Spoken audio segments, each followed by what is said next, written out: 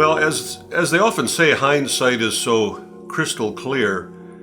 I had an uncle who years ago, he had lots of great sayings, and I remember 2 or 3 times I heard him say, he called me Dal. He'd say, Dal, what we really are is nothing more than a composite of the influences of others. I don't think I appreciated that as a teenager or a young man.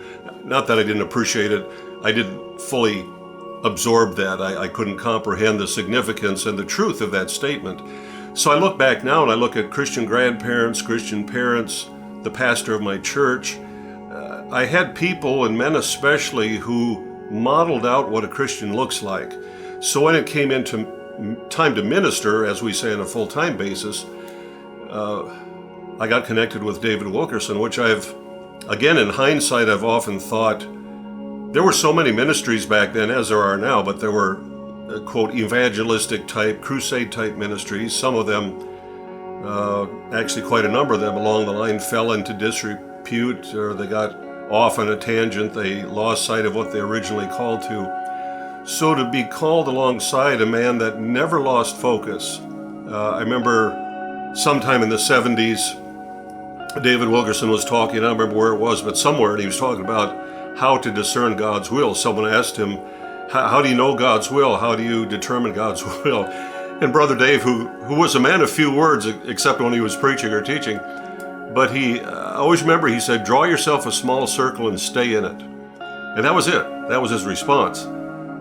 But till his dying day, he did that. He never got outside of what he was initially called to do. Now the ministry took shape in many, feeding programs for girls, programs for boys, urban collegiate youth. It was called Cure Corps, Collegiate Urban Renewal Effort. That was a program he started down in Harlem, the Bronx. Faith Brown headed that up, and so a lot of different ministries were birthed under his vision. But he never lost sight of, this is who I am, this is what I'm called to do. I remember in the early 70s, this is a great example of that. If you remember ministries like Jimmy Swaggart, Rex Humbard, there were some others. Television was kind of the new thing. Suddenly, ministers were getting on television, having huge audiences.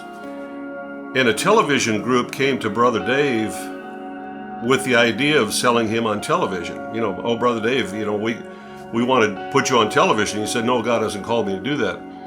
And they said, well, you don't understand. We could put you literally overnight in front of tens of thousands of people with your book, The Cross and the Switchblade, with your crusade ministry all over the world. You would be a household name. I mean, they're just really trying to sell him on.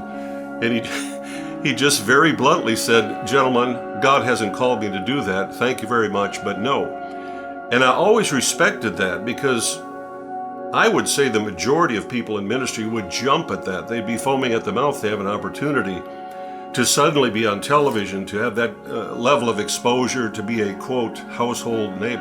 But Brother Dave knew immediately, I'm not called to do that. That's outside of that circle that I feel God has called me to. They just flat said no.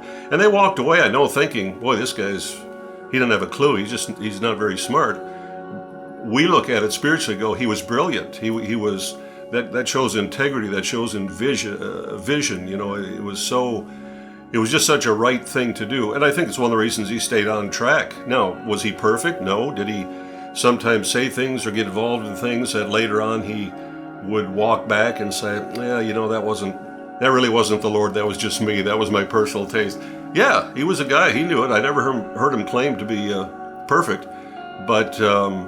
He stayed focused on what God had called him to do through all the years of his ministry. I think that's extremely admirable.